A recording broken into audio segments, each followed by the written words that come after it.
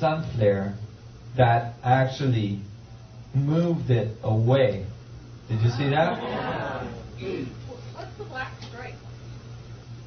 Oh, that's the arm that holds that little disc so that the lens doesn't get burned. But you can see that that sun flare moved that that comet away from it. This is the Vatican that did all this? Well, the Vatican has a large investment in most of the probes that observe the sun and the dates when it was going to come back. Well, they missed by 2 weeks. And all the people that are looking for Planet X, they're all disappointed because they say Planet X didn't show up. They didn't notice a comet twice the size of Jupiter showed up. The comet was 2 weeks in advance from the Sumerian text, but hey, on a 10,000 year prediction, I think that's pretty dang good. Right? It's a quarter inch off. Yeah, exactly. Was it observable from? It was. Yeah, it was observable from the west coast here very early in the morning, at sunrise, I believe. What month? February, yeah. Of 2003? Yeah, last winter. And here's the map when I updated it, and it showed the comets. And there was 2 comets that went by, one after the other. Now let me play this in slow-mo. This first comet came by, which is already enormous. And then this one. Check this out. Are they in the same orbital plane? No. They're on an angle coming in. Right, so it's not quite as bad as it looks. Yeah. However, the gravitational field of an object that big going inside the Mercury orbit should have pulled Mercury right into the sun. And look at the tail. When it's at the sun, the tail is still in the Earth's orbit. Well, if you know where the orbit is, you should be able to calculate what the gravitational influence was. Yeah, what the perturbation is to the orbit. Yeah, we did. We shouldn't be here. Why are we here? Why are we here? If it didn't snap back, it means it still moved. Pardon me? The orbit of the Earth, you know, I mean, if you're saying that it changed the orbit of the Earth, then it's changed. Oh, it didn't. Because if it did change the orbit of the Earth, it would have the calculations show that it would have changed it significantly. And a significant change in our orbit would have generated tidal waves and all sorts of events on the surface of the planet that we didn't see. Well, mostly necessarily, yes. A small change over time would be a big change. A small change in a short time. It wouldn't be a small change. It would be a large change, including Mercury going into the sun behind the comet. You know? You're talking a huge gravitational field here. Extremely large. I believe that we were given another chance. We're really not here. We just think we're. Well, I think we're floating in grace. We're definitely floating in grace at this point, and somebody is taking care of us. Go ahead. And with a tail that large, I'm amazed that we didn't get more of a visual on that thing from Earth.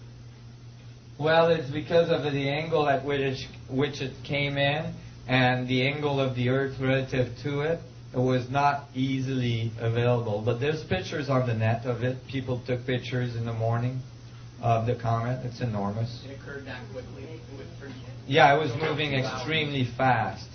It moved extremely fast. Within a question of a few days, it was out of our solar system. Yeah. The size of a comet, I mean, the mass of the comet isn't based on the size of the comet. The comet is here extremely large, and yet be extremely small, but what we see is the expanded gap. Would you actually be able to see the nucleus of the comet? Yeah, the Yeah, the expanded gas, that's a good point.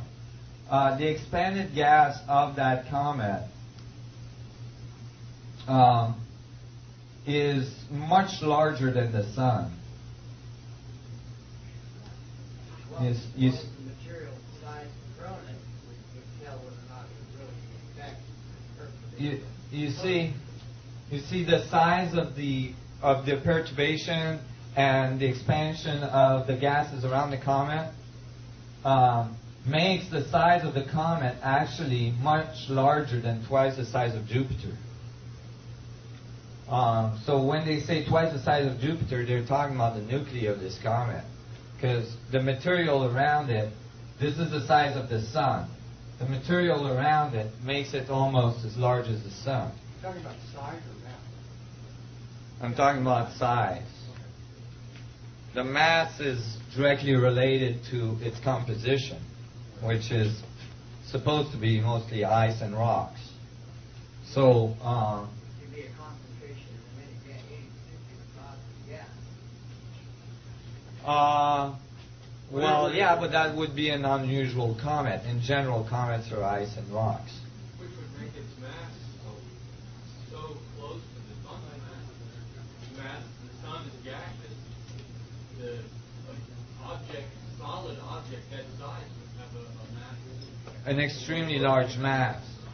And the calculations show with a comet made out of ice and rock of this size, the gravitational field is extraordinary, is enormous. Go ahead. So you're thinking that this was definitely a comet, this wasn't a starship.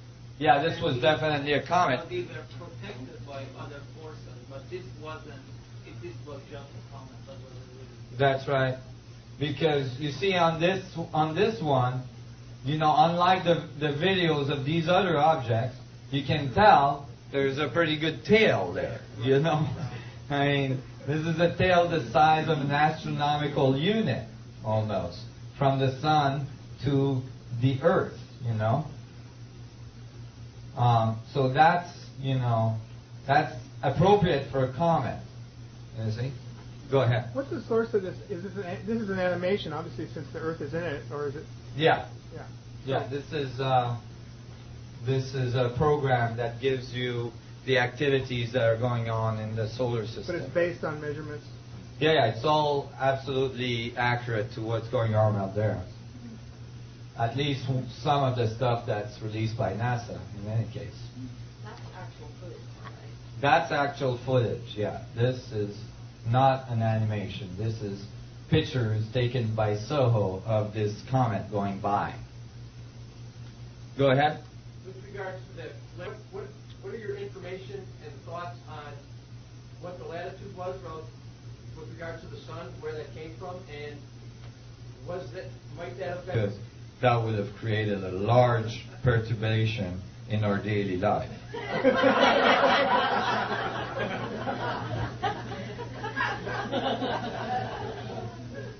Now,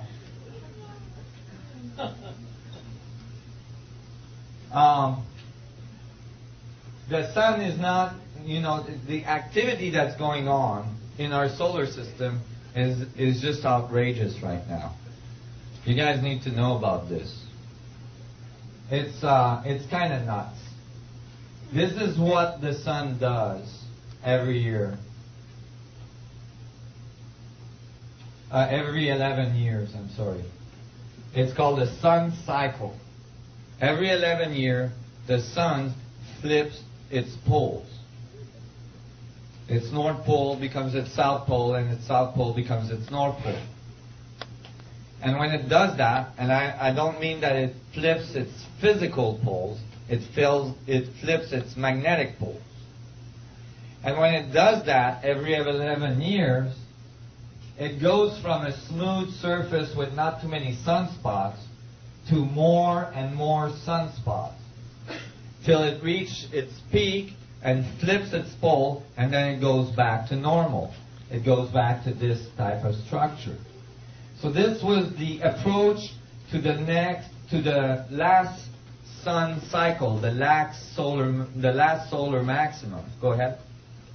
Is the solar maximum concurrent with the minimum magnetic field? Just prior to swapping? No, it's concurrent with the maximum magnetic field. The magnetic field becomes extremely active because of all of the sunspots generate a huge magnetic field and huge X-ray emission as well. Sunspots generate huge X-ray emissions. And that's because material is being sucked inside a black hole. And you expect X-ray emission from that. But as you look at the sun, you find that these sunspots, are supposed to go to a maximum and then go back to normal. So here is the sun in 97. The sunspot maximum was